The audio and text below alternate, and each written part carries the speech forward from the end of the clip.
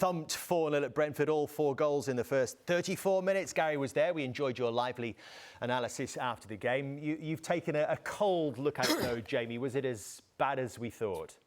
Yes, it was bad. Everybody knows that. But I'm not interested in getting involved in Manchester United, these players in the past. I want to look at really what Erik ten Hag's tried to instill in these early games and the few sort of tweaks and players he's brought in and what he's tried to put his stamp on. And it hasn't quite worked for him, really. Now, I want to go back to the first game of the season for them against Brighton, that defeat. And this is a manager who's come from Ajax. We know that, how they want to play, how most of the top teams want to play. So it's obvious that he wants a goalkeeper who can play, he wants a player from the back. But the big thing that he likes to do is that he almost wants a back, what is it, your back four, your back five, if you like. Your back four, your hold midfield player and your goalkeeper. And what he will say is, that's us playing 6v5. This is a numbers game for him. You know, an Ajax manager, even go back to sort of the Johan Cruyff days, how they used the goalkeeper. But it goes into Fred. And he'll have worked out very early on, Fred is not capable of receiving the ball in that position. They get away 7 or 8 minutes into the first game at Old Trafford. This is what really interests me. How Manchester United have dealt with goal kicks. Now, more often than not, we'll see the goalkeeper pass to the wide centre-back. This is slightly different. This is something the manager did at Ajax, where, OK, he goes to the goalkeeper. And again, I go back to how important he sees his goalkeeper on the ball. So I think for him, he's thinking, I've got a back three. The goalkeeper's a player. Forget he's a goalkeeper. But the problem is, this goalkeeper is not good enough on the ball yet. And the reason he wants to do it, though, I'm not criticising him for the plan, it's because he wants to give the guy on the ball, the keeper, angles. So when you're in the centre, you can make passes here, passes through the middle, up the pitch or down here, rather than giving it to one of the centre-backs and maybe getting locked in on the one side. So the idea is fine. I just think the player he's got there can't do it. So he's just given the ball away, David De Gea, playing short. Into Fred. Stop now. The simple pass is that.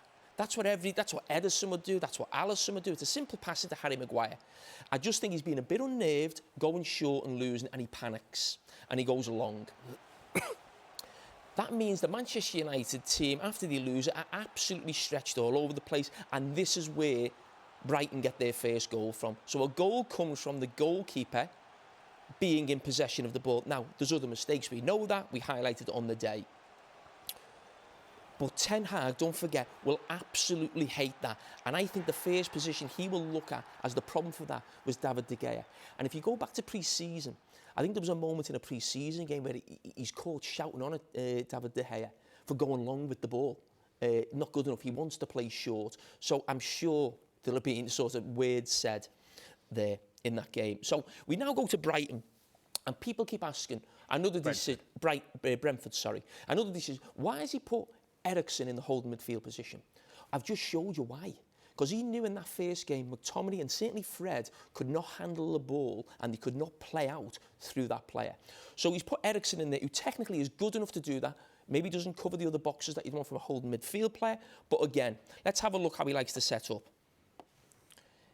He's got all those players high up the pitch. 5 players, get out the way. And again, we're going to play 6v5 and we should be able to get out. Again, you see Martinez on the ball, gives it to the goalkeeper.